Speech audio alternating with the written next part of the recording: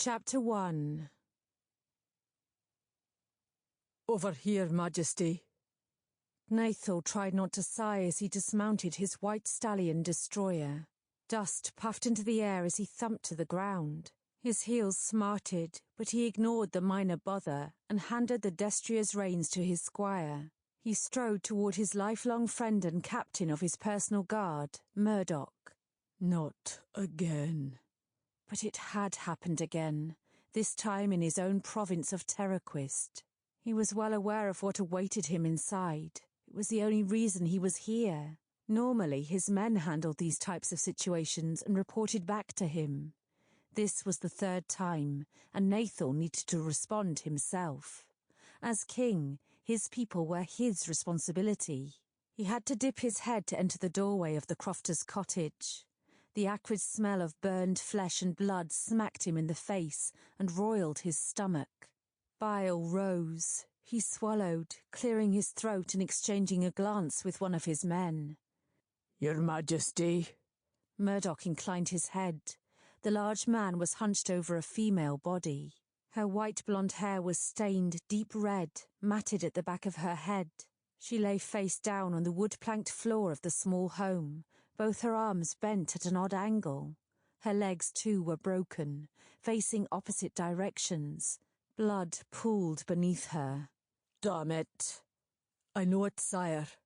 His captain's auburn brows were drawn tight. The third lass. He was on a knee, careful to avoid the crimson coating the floor. I believe it confirms they're looking for her, if the second did not. It's not a coincidence. Aye, they're killing any lass who looks about the right age if they don't get the right answers to questions about magic, I'd wager to guess. Narrator cursed long and hard, tightening his fist until his gauntlets creaked a protest. My king, in here, one of his knights called, peeking his head out of what had to be the main sleeping quarters of the cottage. The crofter home sat on its own parcel of land, well outside the city of Terraquist, his capital. Although small, it was independent. According to the official royal records, it was owned by Fergal Onstead.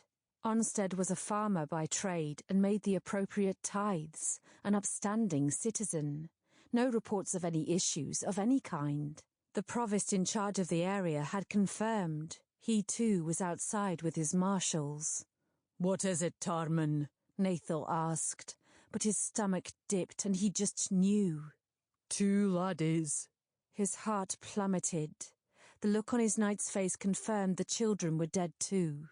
The woman face down in the main living space was probably their mother. He assumed she was Onstead's wife, Rohane, according to the records. He blew out a breath and went to the doorway, dread churning his gut. 2 small forms lay crumpled and broken on the woven rug. Narrator closed his eyes and looked away. Blessed spirit. Blood covered the room, the walls, even the large bed. They probably tried to hide. Tarman's low voice was thick, the man obviously affected by the scene. Then again, who wouldn't be? Like himself, the knight was a father too. Both lads were blonde, and they couldn't be more than 4 or 5 turns old. 2 small hands were entwined, despite their contorted bodies. The brothers were connected in death. Any sign of the husband? Narrator called to no one in particular. His name is Fergal Onstead. Aye, Majesty, someone answered from the third and final room of the cottage. Over here. He's burned badly. Shite. This was the 3rd family decimated in the last 7 days. 3 young women, their husbands, and now the toll of children sat at 5. Get Rory in here to sweep for magic, Murdoch ordered, catching Narrator's eye as he came back into the main living space. He nodded agreement and watched one of the lads dash outside. Your Majesty? The red-headed half-elven mage bowed as he appeared in front of Narrator, but he didn't miss the lad's eyes resting on the dead lass before meeting his gaze. Rory brushed his bright hair out of his face, the movement drawing his attention to the magic user's long tapered ear. "Where's your sister?" he asked. Unlike Rory, Idana was tiny, barely over 4. Sample complete. Ready to continue?